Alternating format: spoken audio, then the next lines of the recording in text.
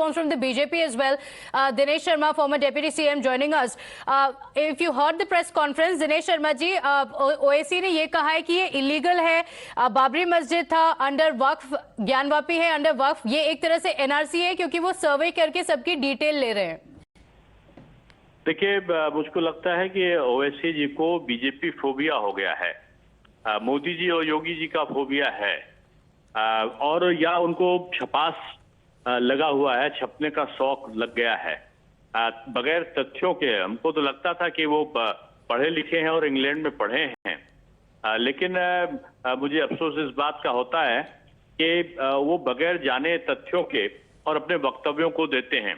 खुद उनके धर्मगुरु ने अभी, जिसको छोटा एनआरसी बोलते हैं, सहारनपुर में भी 200 से ऊपर मदरसों के संचालकों के साथ बैठक में मदनी साहब ने, मौलाना मदनी ने अभी स्पष्ट वक्तव्य में कहा है कि किसी प्रकार का इससे कोई हर्जा नहीं है और लोगों को स्वेच्छा से बढ़ के मदरसों का सर्वे कराना चाहिए जिससे उनकी स्थिति अच्छी हो.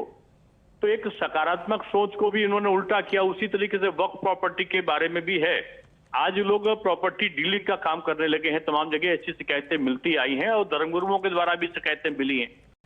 तमाम जगह ये भी मिला है कि उसका जो अल्पसंख्यकों के लिए प्रॉपर्टी सरकार उनके हित चिंतन के लिए करती है, उसका ये दुरुपयोग कर रहे हैं. तो सरकार कोई सकारात्मक कदम उठाती है किसी चीज को एक नियमानुसार जिस उद्देश्य से उसको दिया गया है उसके लिए, तो ये कोई ना कोई आरोप लगा के सरकार को बदनाम करने का प्रयत्न करते हैं. चाहे मौलाना सुफियान जी हो, चाहे कहा है Dinesh Sharma ji, I just want to get your response to this. ओएसी जी ने ये कहा है कि तो ये मंदिरों के सर्वे क्यों नहीं कर रहे हैं, सिर्फ वक्फ प्रॉपर्टीज और मदरसास की क्यों कर रहे हैं, टेम्पल्स के सर्वे क्यों नहीं कर रहे हैं? मंदिर वक्फ प्रॉपर्टी पे नहीं बने हैं और ज्यादातर मंदिरों के ट्रस्ट पहले से बना दिए गए हैं. और जो मंदिर बने हैं वो किसी भी मंदिर में ऐसा नहीं है कि जो रूल्स और रेगुलेशन को फॉलो ना किया गया हो. यहां पर मंदिर और मस्जिद का प्रश्न नहीं है, यहां पर प्रश्न वक्फ प्रॉपर्टी का है. और वक्फ प्रॉपर्टी किसी बहुसंख्यक समाज के लिए नहीं दी जाती है, वो अल्पसंख्यक समाज के लिए, खासतौर से मुस्लिम्स के लिए वक्फ प्रॉपर्टी का प्रोविजन है. उसी तरीके से ईसाई समुदाय की जो प्रॉपर्टीज हैं उनके लिए अलग एक्ट का प्रावधान है और उनके सरकार गुण दोष के आधार पर कार्रवाई करती है.